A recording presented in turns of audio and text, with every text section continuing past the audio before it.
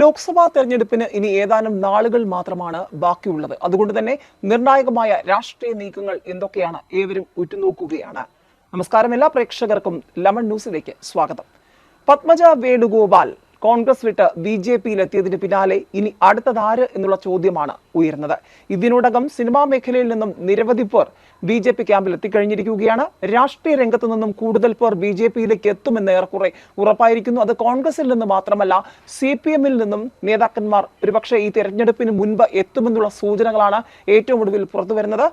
ദേവികുളം മുൻ MLA CPM MLA ആയിരുന്ന രാജേന്ദ്രൻ അടക്കമുള്ളവർ കേന്ദ്ര നേതൃത്വവുമായി BJPയുടെ പ്രമുഖ നേതാക്കന്മാരുമായി ചർച്ച നടത്തുന്നുണ്ട്. തമിഴ്നാട്ടിൽ നിന്നുള്ള പ്രമുഖ നേതാക്കന്മാരുമായി ചർച്ച നടത്തി.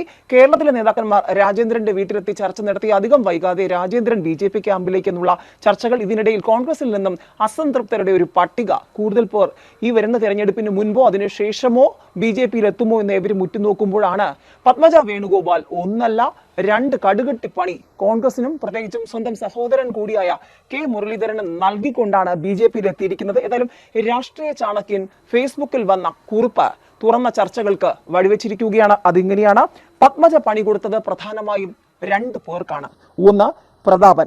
പണ്ട് പത്മജ തൃശൂരിൽ മത്സരിച്ച കാലത്ത് DCC പ്രസിഡന്റ് ആയിരുന്ന TN പ്രതാപൻ കാലുവാരിയാണ് തോൽപ്പിച്ചത് എന്ന് അവർ പണ്ടേ പറഞ്ഞു നടക്കുകയായിരുന്നു. ഇന്നിപ്പോൾ പ്രതാപൻ തൃശൂരിൽ മത്സരിക്കുകയാണെങ്കിൽ തിരിച്ചു ചെറിയൊരു പണി കൊടുക്കാൻ അവർക്ക് സാധിക്കുമോ എന്ന് ഏവരും ഉറ്റുനോക്കുകയായിരുന്നു. പക്ഷെ അതേസമയം ചിത്രം മാറി മറിഞ്ഞേക്കാം. K മുരളീധരൻ തൃശൂരിൽ, വടകര വിട്ട് തൃശൂരിലേക്ക് എത്താനുള്ള സാധ്യതകൾ കൂടുതലാണ്. അങ്ങനെയെങ്കിലും ചോദ്യങ്ങൾ നിരവധിയാണ്. മാത്രമല്ല, വലിയ പിന്തുണ പത്മജയ്ക്ക് ഉണ്ട് എന്ന അഭിപ്രായമൊന്നും പലർക്കുമില്ല. അതേസമയം LDF 99 സീറ്റ് നേടി അധികാരത്തിൽ വന്ന കഴിഞ്ഞ തിരഞ്ഞെടുപ്പിൽ വെറും 946 വോട്ടിനാണ് അവർ പരാജയപ്പെട്ടത്. സുരേഷ് ഗോപിക്ക് കിട്ടിയതിനേക്കാൾ 3000 വോട്ട് നേടി രണ്ടാം സ്ഥാനത്ത് വരികയും ചെയ്തു. മാത്രമല്ല, അത് വെച്ച് നോക്കിയാൽ പ്രതാപന് കിട്ടേണ്ട ഒരു 10,000 വോട്ടെങ്കിലും BJPയിലേക്ക് കൊണ്ടുവരാൻ പത്മജ വേണുഗോപാലിന് കഴിയും. അല്ല, മുരളീധരനാണ് തൃശ്ശൂർ വന്നാലും അതൊക്കെ തന്നെ പത്മജയ്ക്ക് സാധിക്കും എന്നുള്ളതാണ് ചിലർ അടിവരയിട്ട് പറയുന്നത്. 2, K മുരളീധരൻ 2021 ലീഗിന്റെ അച്ചാരവും വാങ്ങി നേമത്ത് BJPയെ തോൽപ്പിക്കാൻ ഇറങ്ങി എന്നുള്ളതാണ് രാഷ്ട്രീയ ചാണക്യൻ പറഞ്ഞു വെക്കുന്നത്. മുരളി തോറ്റെങ്കിലും 30,000 വോട്ട് പിടിച്ചാണ് കുമ്മനത്തെ തോൽപ്പിച്ചത്. അതിനൊരു പണി BJP മുരളിക്ക് ഓങ്ങി വെച്ചതാണ്. ഇനി വരും ദിവസങ്ങളിൽ മുരളിയും BJPയിൽ ചേരുമെന്നും കുറച്ച് വോട്ടേഴ്സെങ്കിലും വിശ്വസിക്കാനുള്ള ഒരു സാഹചര്യം പത്മജ സൃഷ്ടിച്ചിട്ടുണ്ട് എന്നുള്ള സംസാരം തന്നെയാണ് ഇപ്പോൾ ഉയർന്നിരിക്കുന്നത്. അത് കോൺഗ്രസും പറയുന്നുണ്ട്, CPMും പറയാതെ പറയുന്നു.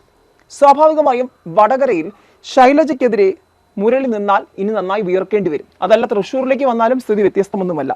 ഏതായാലും ജയിച്ചാലും തോറ്റാലും ഒക്കെ വരും ദിവസങ്ങളിൽ രാഷ്ട്രീയ നേതാക്കന്മാരെ ചുറ്റിപ്പറ്റി അത്ഭുതങ്ങളും ചോദ്യങ്ങളും തന്നെയായിരിക്കും ഉണ്ടാവുക. ഏതായാലും വടകരയിൽ K മുരളീധരനെ മാറ്റിയാൽ അതൊട്ടും ശരിയാവില്ല എന്നാണ് ഇപ്പോൾ RMPയും ലീഗും അഭിപ്രായപ്പെട്ടിരിക്കുന്നത്. വടകരയിൽ ജനസമ്മതൻ K മുരളീധരൻ തന്നെയാണെന്നുള്ളതാണ് RMPയും മുസ്ലിം ലീഗും പറയുന്നത്. അതേസമയം K മുരളീധരനെ സുരേഷ് ഗോപിക്കെതിരായി തൃശ്ശൂരിൽ നിർത്താനാണ് കോൺഗ്രസ് നേതൃത്വത്തിന്റെ നിലവിലെ തീരുമാനം.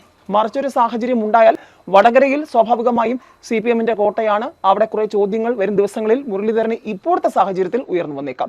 തൃശ്ശൂരിലും സ്ഥിതി വ്യത്യസ്തമാകാനുള്ള സാഹചര്യമൊന്നുമില്ല. ഏതായാലും വരാൻ പോകുന്ന ലോക്സഭാ തെരഞ്ഞെടുപ്പ് കോൺഗ്രസിന് നിർണായകമാണ്. ഇപ്പോഴത്തെ സാഹചര്യത്തിൽ CPMനും ചോദ്യങ്ങൾ നിരവധിയായിരിക്കും.